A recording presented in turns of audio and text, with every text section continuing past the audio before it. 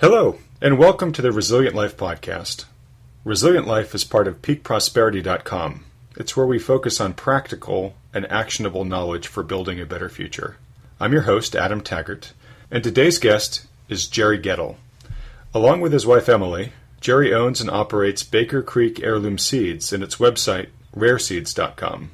Jere's goal is to save heritage plant varietals from being lost to genetically modified megaplants, and to wave the banner for a way of life he sees rapidly disappearing.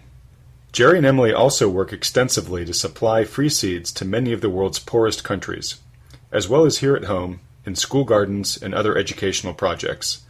It's their goal to educate everyone about a better, safer food supply and fight gene-altered frankenfood and the companies that support it. I've invited Jere here on the program to discuss the importance of maintaining heirloom variety food stocks and how the backyard gardener can contribute to the effort. Jere, thank you so much for making the time to join us today. Really appreciate being on the show. Right. Well, I was just hoping if we could sort of start at the beginning. Could you explain what motivated you to become a champion of heirloom plants and to found Baker Creek? Well, I guess what really gave me the interest originally in plants was my parents and grandparents and my aunts and uncles. As a small child in the Boise Valley growing up in the early 80s, I would walk around in their gardens and see what was growing. And when I was about 3 years old, I started planting my own little garden with their help. And it just amazed me to see, a tiny little seed turn into so much, produce or flowers or whatever it might be. And the genetic diversity, scallop squash and yellow pear tomatoes, all these varieties with, bright colors and interesting shapes, but also had history. It might be we might have been planting something that came from, Japan, or planting a variety of watermelon that came from Texas. All of them told a story, and even as a small child I was very interested in not only the fruit but also the stories behind the varieties, as my parents would read me seed catalogs. And as I got older, I started requesting seed catalogs on my own, and when we moved to Missouri in my teen years, by then I definitely knew that I wanted to somehow work in the seed industry. I always knew that I wanted to be somehow a part of the seed industry, but in my teen years, I really became more and more solid that I wanted to do something to save vegetable seeds, because I noticed a lot of the seed catalogs at the time in the early 90s were dropping the different seeds, the unique and different, unusual, and heirloom seeds from their catalog, and that kind of inspired me to try to save some of them. And in 1998 is when I started sending out our first actually, it was like a 12-page price list with about 70 different varieties. And we sent them out to about 550 people. And from there, it's grown every year since then. And it's been a lot of fun and a lot of work, but definitely a lot of varieties out there still that we're collecting every year. Well, that's really fascinating, and we'll get into the stories behind the plants in just a little bit. But before we do, let's start really helping people understand what the word heirloom really means. I think the novice gardener may have heard that before, or maybe you hear people talk about it when you go to the farmer's market, but what exactly does heirloom mean? Well, 50 years ago, basically all produce was, almost all produce was heirloom that was in the markets, 50, 60, 70 years ago. And that's kind of changed. Basically, the word means, just something that's been passed down from generation to generation, similar to the word antique or vintage. It's basically a word that doesn't have a lot of meaning other than it's a traditional variety. And that's what's the most important thing is these are varieties that can be saved and passed down to future generations. They're not patented or genetically engineered or in any way controlled by corporations. So if you want to save this radish and pass it to your children and save seeds on it year after year, you're welcome to do that. And as far as the meaning of the word, it's different people. Some people say it's 50 or 100 years old, but I think the dictionary definition isn't quite so strict. It could be it kind of depends on the person. To some people, an antique or an heirloom is something hundreds of years old, and other people it's something maybe 30, 40 years old. So it kind of depends on the person and also the age of that person, depending on what they think is old.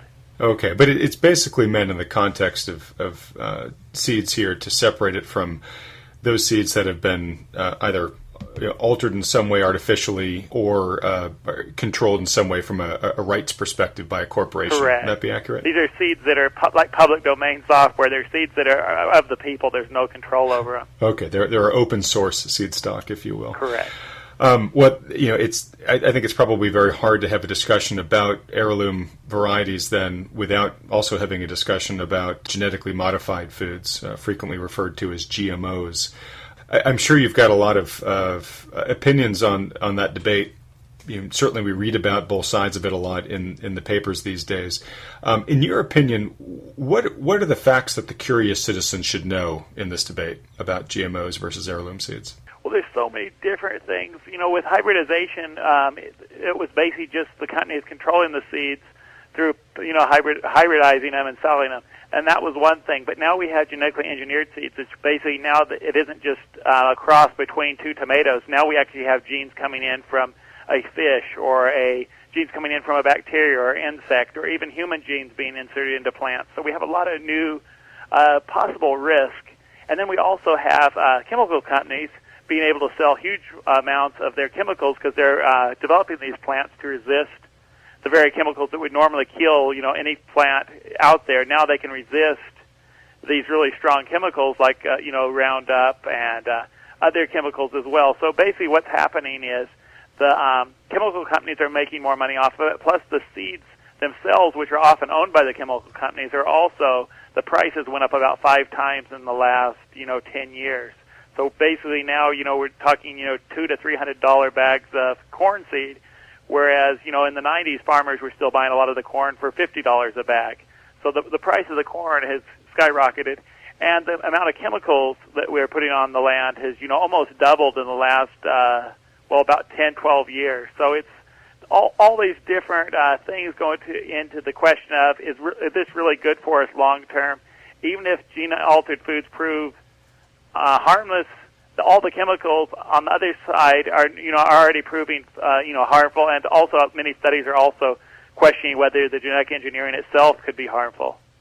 Interesting. Okay, so you've talked about the fact that obviously modern farming requires a lot of chemicals, pesticides, et cetera, fertilizers, and you're saying that in breeding plants that are tolerant of these chemicals, it obviously allows greater use of these chemicals, which has all sorts of knock-on effects that perhaps we don't fully understand enough yet. There's a question about health issues, which is just genetically modified foods different in some way for our bodies. I think there's also a third issue out there, and you probably know more about this than I, but is of crop resilience, meaning I've certainly read that it seems that the number of strains of different vegetables and whatnot that we grow today are much fewer than they were in the past, and therefore if all of a sudden there were to be a blight of some sort that targeted one of these strains, we could lose a large percentage of our food crop quite quickly, whereas if we had a lot more diversity genetically amongst the food crop, well, we'd be much better insulated against a shock like that. Is that true? Correct. It's definitely true. There's several different elements on that side as well. For one, if, for example, say, and even without genetic engineering, even just patenting, but with patenting and genetic engineering, between the two, most of our seed supply is wrapped up in the hands of a few corporations, which say, for example, if one corporation controls, say, 55% of all lettuce produced globally for seed, if that company itself, even if they don't have a crop failure, if that company says just goes bankrupt, all of a sudden our global lettuce supply is minus 55%. So even if, man-made or, natural causes can cause the problem. And then personally, our biggest issue, we're already feeling the effects of it, because every year we've been growing corn, and for about the last 10 or 12 years we've been testing our corn because genetic engineering had become a problem by then. And as we started testing our corns from different farmers over the last 10 years, we found almost 50% of the seed that has been grown for us by the different farmers to come back contaminated, which both affects the farmer because they are not able to sell the seed, we're not able to sell the seed, and in some cases, if it's a rare strain, say one example is the Arkansas red and white corn, it was lost. We weren't able to find any clean seed, so that variety disappeared. And that's one of the causes for varieties to disappear, especially in corn. Corn is the main crop right now that we're actually losing old varieties due to the contamination. Gosh, interesting. So you're actually sort of having a species extinction, if you will, in these different varieties due to the contamination from the predominant GMO strains? Correct, and it's costing, in the last 10 years, it's cost, between our company and our growers, it's cost us, several $100,000. And, corn is, which is tiny compared to, the national damage. When you can multiply that out with all the farmers in the country that suffered, losses, and now, for example, the wheat situation up in Washington and Oregon and the Northwest, when they found the contaminated wheat, so many countries are questioning whether they want to buy it now. And that's the same as what happens, with the corn crops as well. Organic farmers, if they get a little bit of contamination, they're not able to sell their crops. They're also, some companies are not buying their crops and taking them to Europe. So it's, there's a lot of issues out there that's affecting us both, financially, nationally, financially, especially the small farmers. And unfortunately, that's who it's really affecting. The large corporate farmers, it doesn't affect it. Actually, in many cases, it favors them. Mm-hmm. Interesting. And what defenses, if any, are there against this type of contamination? Well, we're working on different things. One project we're actually working on this year, but it's very time-intensive, is actually use pollen bags and hand-pollinate the ears of corn, and that's something we're doing on a trial basis. Other things that we do is, of course, plant in the most isolated farms we can find. And unfortunately, since corn is wind-pollinated, even if a farm is, say, 8 or 10 miles away from a farm that's planting gene-altered crops, there's still a chance of contamination, unfortunately. It can be grown in greenhouses, but all these different issues all require, expensive, beyond the means for most farmers to do. So that's that's the biggest problem. A lot of farmers don't have the luxury of having 10 miles, if that's even enough. Right. And we also hear stories too of the farmer who finds he's got some GMO crops growing in his field because of contamination, and then you have these big corporations come in and basically sue the small farmer because he's growing technically their product without their permission. Is that still a factor here too? Kind of the farmer's already losing his, possibly losing his livelihood, and then in some cases it appears that not only losing a livelihood is not enough when they lose their crop, then there's also a chance of, if they try to sell it, then there's also a chance of getting sued on top of it. So it's basically taking, the farmers' rights away from their crops, and in some cases, basically their land, because in many cases, farmers can't go on year after year without a crop. 1 year in many cases will sink a farmer who already has, lots of debt and other issues. So it's basically taking their right away from, their right to sell and save and pass down both their crop and their farm. And I assume that, if that happens to a farmer, they probably don't have too many other options besides just to sort of tear up everything they have and then, try to buy seeds from someone like yourself to try to reintroduce pure stocks. Is that true? There's different options, but it's, the biggest thing is to be diversified. That's the biggest thing farmers need to do, because the biggest problem is if you're just growing corn, especially in today's day and age, you're taking a chance. I mean, especially if you're trying to grow organic corn. If you're falling into the system and buying gene-altered corn and going along with everything they tell you to do, then you're probably okay, as long as the markets keep buying the crop. But on the other hand, if you want to do everything naturally, the way things have always been done until recently, and grow crops and save your own seed, you really need to diversify into not just one crop. I mean, the small farmers that are really making it, if you're going to stay small, you've got to be producing something for your market as much as you can, greens and tomatoes and corn and potatoes, as many different crops as you can produce, in your area well, instead of just producing, a monocrop. And you also reduce your disease problems that way as well. Okay. Well, let's say you're a not even a small farmer, but a backyard gardener, and you'd actually like to help the effort here in terms of trying to preserve diversity and trying to bring back some of these rarer heirloom strains. What are some of the things that person could do? Well, one thing they could do is, of course, either get seeds from their neighbor, buy seeds, find seeds somewhere. There's a lot of seeds around, though, still that can be collected even in most neighborhoods. If you live in a city or in the country, you can talk around to your neighbors and find a local heirloom that you can help save and, pass on. Another thing you can do, which needs to be done, is plant, diversity in your own garden, a lot of diversity, and save seed from some crops each year if you can. but then also plant varieties of things that do well for butterflies and bees, because the population of these are also dwindling. Not in every place, but nationally overall, the populations are going down. So, plant milkweed and bee balm and different things for the pollinators. I mean, we've been doing that here, and it's amazing, how many more insects you get to your farm, which not only helps your farm or garden, but it also, helps the populations of these insects, which now, due to the spraying of Roundup, they don't have a whole lot of, pollination sources left on a lot of farms. Interesting. So, I mean, those are the two simple steps: is find a variety or two, and also plant things to keep the pollinators alive, so we can keep these older varieties pollinating. And you mentioned something earlier. I just want to ask you to give a little bit of clarity on the practice of seed saving. I think a lot of us have heard the term, and I think we can sort of imagine what it means. But what exactly does it mean? How do you, if you've got a garden, it's your first time growing it, and you planted either from seeds or starts, but you want to actually do some seed saving, what do you need to look out for? What do you need to do? Well, it's different for every different species of plant, but to start out with, it's best to start with something if you don't feel adventurous, and it's okay if you mess up, especially at first. I mean, it's good to buy some common varieties before you try to start with maybe your grandma's rare bean. Start with something that's common, and make sure you know what you're doing for a year, and then try to move on. But basically, it's a different process for different crops. Some crops, like tomatoes, for example, are generally self-pollinated, which means they don't actually require insects to pollinate them, and they usually pollinate actually before they open.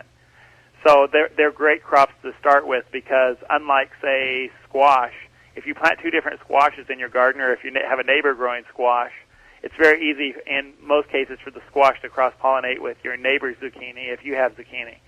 So the best thing to do is start with, tomatoes. Lettuce is another good one.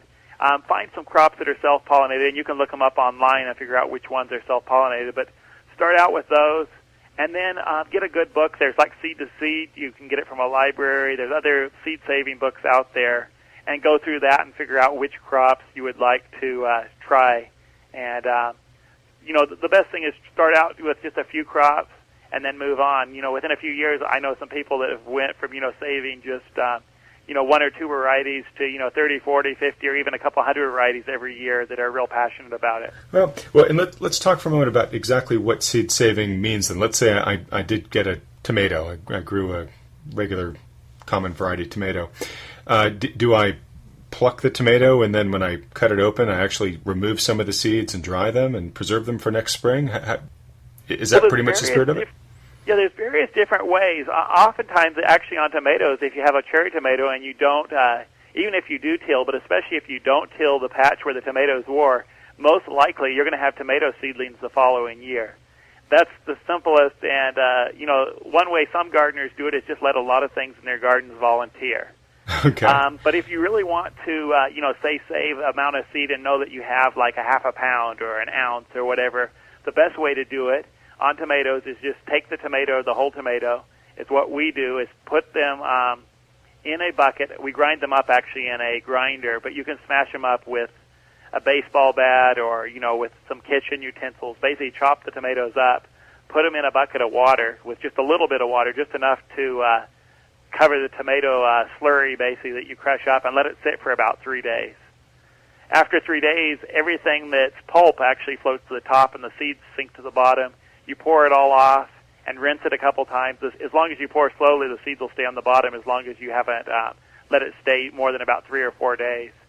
And then you just pour the seeds out after you poured all the water off, pour them out on a screen or a newspaper, and, oftentimes near a fan or where there's air circulation and it isn't too hot. And they'll dry in a matter of about a week or so. Oh, well, thank you for walking through that. That actually is really pretty fascinating how you do it for tomatoes. But every crop is a little different in general, so it's really it's not technical, and oftentimes nature does it, for you. Especially when you're starting out, if you just let things fall here and there, and then next spring watch for them and remember what the plants looked like. Oftentimes you'll find them coming up again in your garden anyway. But if you want to make sure that you have a supply, you need to really kind of learn about each different one. And there's also seed-saving classes in a lot of different areas if you watch for them. Okay, great. And you had mentioned a book there, Seed to Seed? Seed to Seed's a great seed-saving book, but I mean, it's just one. There's also courses and videos online you can watch. And also just learn from, oftentimes you can find a seed saver in your area. If you talk to your extension service or your garden club, they'll help you out as well. Great. Now, we've got a number of people listening to this podcast who are experienced gardeners, but I believe we also probably have a healthy amount of people who haven't done much gardening, or if they have mostly gone out and purchased starts at the market versus growing from seed. Are there any kind of best practices to know for somebody who is growing a plant from seed for the first time? Well, there's generally not a lot to it. Even it's really not that much different than setting out plants, other than you have it maybe a little bit behind. If you're planting direct, if you're starting in the house, it becomes a little more difficult. The main thing that most people have the hard time with, well, there's two things. One is getting soil that actually, if you're starting inside and you're starting your little tomato plants or peppers or anything else, you really need to get a soil that actually doesn't have soil in it. You need something based out of, peat moss or coconut hull or anything that doesn't carry the viruses that soil has in it. Soil is also heavy, and in a little container, it gets like a brick. So you want to avoid soil starting out the first time. You want to go with a potting mix. You can find a lot of good organic potting mixes that don't actually have soil, or you can make your own if you look online. The second thing is really a lot of seeds do better if you actually plant them directly in the garden. For example, this year we started tomatoes, but unfortunately we lost some of our varieties that we started. We actually had 200 varieties that we were starting for trial, and out of the 200, we probably 6 or so of them, the plants, we either spilled the plants or they broke off or something ate some of the plants. So we ended up going and putting seed back in the ground, just directly in the ground at the same time we put the transplants out. And the seed caught up now, and we're harvesting tomatoes, and we can't tell the difference between where we planted seeds and where we put out transplants. So oftentimes, if you have a decent growing season, if you're in a very short northern climate, or you want really early tomatoes, you need to start with plants. But otherwise, oftentimes, many of these crops can be directly seeded into your garden once it warms up outside. Okay. Well, that's great to know. And earlier you mentioned people exchanging seeds with people in their local community. I take it then you're a pretty big fan of seed exchanging amongst interested gardeners? Yeah, the more the better. The more we can get, seeds back into the local communities. Like they always were. Seeds were always something that was traded over the garden fence with the neighbor, and you passed them you got them from your grandmother, and you passed them on to your kids. You passed them to your uncle, and he sent you something else. There were always things that, Thomas Jefferson was doing this, George Washington was doing this. All of our, forefathers, basically, who were interested in gardening at all, traded seeds back and forth. And that was part of, our culture, was, passing on the seeds and also the story. I got this from your grandmother, please keep it alive. It's a great tomato. Or, we brought this over from Germany when we came. This is our, local variety there, or whatever. So all of that is with farming becoming more and more corporate and gardening becoming less and less through, the 50s and 60s and 70s. Unfortunately, a lot of these stories and varieties were disappearing. But thankfully, in the last 10 years, that trend has kind of slowed and almost stopped. It's actually now we're getting, so many new gardeners, but who are looking for, varieties and stories and things they can pass on to their kids. It's just getting the knowledge and the time. People are so busy now, getting the knowledge and time to actually put it into practice and save the seed. Yeah. Well, two things on there. The first is I just want to make sure those listening to this podcast are aware of the launch of a seed exchange group on peakprosperity.com. So we've actually created a group where people can exchange seeds with anyone across the country. If you've got extra amounts of one variety, or if you're looking for a particular variety, you can put that there on the exchange too, and let people know you're in the market for those seeds. For all the reasons that Jere just mentioned, we're very excited about it. We think it's a great idea. Secondly, Jere, I completely can relate to what you're talking about in terms of just sort of the fun and the enthusiasm that comes from learning the stories behind these plants. I live not too far from one of your seed bank stores that you offer, the one that's in Petaluma, California. And it's such a fun experience walking into that store. First, because it's in an old bank building, so it's really funny to see a seed bank inside, a tall ceilinged, very ornately carved marble bank environment. It's a perfect setting for it. Much better use for the bank building, in my opinion, than its original reason for its creation. But you go in there, and there's just really endless rows of different varieties of all sorts of different vegetables. And on each of your packets, you give a little bit of background in terms of how old that particular variety is, where it started, and it's just sort of like taking a step back in time and becoming part of history. And then to take that seed that somebody planted, in my case, tomatoes that look just like the ones that are now growing in my garden. They were first planted by Spanish immigrants to America, back in the late 1700s. It's pretty amazing. Yeah, it is. It's the other night I was looking through an old Japanese seed catalog, actually from the 1940s. It was a wholesale catalog that they shipped to the United States, and we had a white-fleshed, actually a cream-fleshed Japanese watermelon in our catalog. We've had it. Somebody sent it to me about 12 years ago, and he's since passed on. And I always wondered where this watermelon came from and who originated it. But looking through the catalog, I was looking in there, and it was 1940. Looked down and seen that variety, the same name and the description there, and it said new that year. So it's always fun to go in and verify, because I didn't even know for sure if that variety was actually Japanese. I didn't know if somebody just put the name on it or where it came from. But now, looking through the catalog, now I know when it was introduced and a little bit more about it. So now when I grow that variety, I'll actually know that it comes, from 1940. So it's always fun to get those little bits and pieces, especially about a unique variety that you don't really know anything about, and somebody sent it to you in the mail, and now you know kind of the rest of the story on it. Yeah, and to your point too about variety, I recently put in I'm still a relatively new gardener. This is my third year, and my first 2 years were doing just very small, not even raised beds. I mean, they were too small to really be called beds.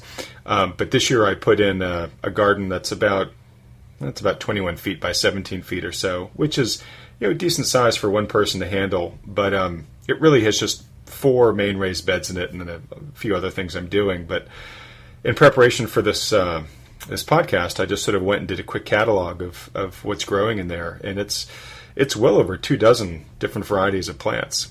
Right. And I was just, I surprised myself. Had you asked me before I did the count, I would have said maybe 9. But it's just amazing how much diversity you can get into even a plot of land that small. So yeah, it is.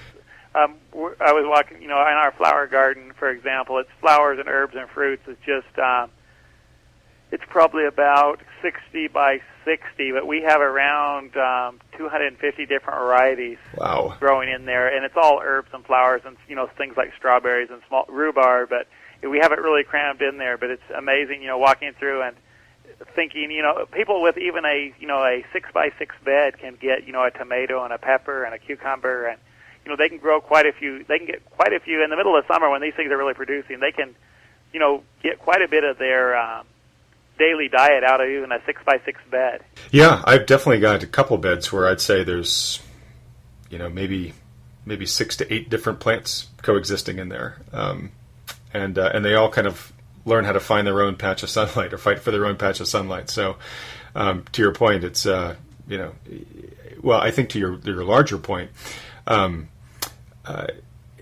the extent that we as sort of small independent groups of citizens want to sort of take back our food security, if just a relatively small percentage of people get on this bandwagon, we can multiply the diversity pretty quickly because you're able to grow so much in spaces that aren't even all that large, at least by industrial farming standards. Correct. It's amazing how much, and there's so many different crops out there too if you interplant them, that also we found when you grow all tomatoes in one spot or all squash in one spot, although it works in many climates and many places, here we like to grow as many small little spaces and plots as we can and intermix it with flowers and herbs as much as we can, both because oftentimes I think, the squash bugs miss things if they're not all planted right all in one place. And also, if a crop does die, the other crops kind of fill in the gaps. And you also just attract so much diversity to your garden. You have so many different pollinators. And also, many of the flowers, like the nasturtiums, we're also eating those in our salads, and they're also making flowers. And, then there's the purslane, and a lot of these green, leafy, ornamental plants. Some of them come in red and different colors. They're great in a small bed. They're also high in antioxidants, all sorts of minerals and vitamins that, the normal person isn't getting in their diet. So they're sort of multi-purpose plants in a way that you get more out of them than just one function. Correct. So many of the flowers and herbs, that people think are just like Thai basil, for example. A lot of people think it would just be used to season curry or stir fry just a little bit. But it actually is a delicious green if you just pick it and steam it and, put a little olive oil on it or sesame oil. A lot of these things, coleus is another flowering plant that people can steam, and in many countries they do. So it's a lot of these crops that people plant as ornamental in the U.S., you got to be careful because you got to know which ones are safe. But, probably the majority of them in other parts of the, planet, people are actually harvesting these things and eating them on a regular basis. Oh, that's just fantastic. So as we close up here, how can folks that have been interested in this podcast and in the whole heirloom seed movement, how can they engage with your offerings? I know you have a catalog, you have physical seed stores. I think you produce a festival or two. Sounds like you've opened a restaurant recently, and you have these volunteer efforts around the world. What are ways some interested people could engage with you? Sure, we'd love to have people, stop by the place here in Missouri or California, and we also have a store in Connecticut. But, if not, they can go online to our website. It's rareseeds.com. We're also on Facebook. We are quite active on Facebook. They can see what we're doing, get gardening tips and recipes. But also, we have events, both here in Missouri. We have a spring planting festival here, and then in California coming up, we have we have it around the 10th to the 12th of September every year. And this year is the 10th to 12th, 10, 11, and 12 of September in Santa Rosa at the fairgrounds there, the Sonoma County Fairgrounds. We have the National Heirloom Exposition, which we help sponsor, where there's multiple organizations that help bring it on. But it's basically a celebration of heirloom food, historic produce, and then speakers, about pure food and, gardening, chef demos, historic livestock, crafters, and about 30 different seed companies and seed organizations, as well as about 300 different pure food organizations and, organic food, small-scale organic food companies and food producers. Well, that sounds great, and the Santa Rosa one happens to be practically my backyard, so I'll be going to that and look forward to meeting you in person there, Jere. Yeah, we'd love to meet you, and I'm sure you're going to enjoy the event. It's California, that time of year, is mind-blowing, the amount of diversity in Northern California, let alone the whole state and Oregon and other places where people bring produce from. Yeah, well, as I think I mentioned to you when we talked earlier off air, Luther Burbank, who's the father of American botany, grew up in Maine, and actually only know this random fact because he's sort of a distant ancestor of mine. But he made his way across the country, during his career, and ended up in Santa Rosa, Sebastopol, and decided to stay here. And he created an experimental farm here and everything. And his reason for planting his roots here was that everything he put in the ground here grew. And I'm certainly learning that as a relatively new resident in this place. And just going online to the webpage for the festival coming up in September, just the unbelievable diversity there of what's displayed at that festival is sure a testament to that that comment about everything here growing. Yeah, it's unbelievable. I mean, the pumpkins that grow there, there's several growers there just in Sonoma County and Napa counties that every year reach pumpkins that approach, 1,500 pounds plus. Jeepers. It's, unbelievable. Other parts of the country, struggle to get 500-pounders. And that part of the country, there's other parts that also do it, but in particular, Napa and Sonoma counties are producing some of the largest. Wow. Well, I look forward to seeing the pumpkins and you at the festival in Santa Rosa. And if anybody else who's listening to this comes, hopefully we can have a little Peak Prosperity group meet up there. But Jere, I really want to thank you for your time today and for the expertise you've shared. It's definitely a very needed and very noble effort that you're pursuing with Baker Seeds, and we wish you all the best in that, and hopefully at some point in time we might have you back on to discuss some more gardening tips. Well, sure, appreciate it, and wishing you a great gardening year. We're excited this is a great time of year. We're looking forward to being out there and meeting everybody, and I can't wait to actually get out to our farm out that way and harvest the melon again. Nothing beats a melon out that way. All right, Jere. Well, thanks so much. Take care. You too. Thanks a lot. Bye-bye.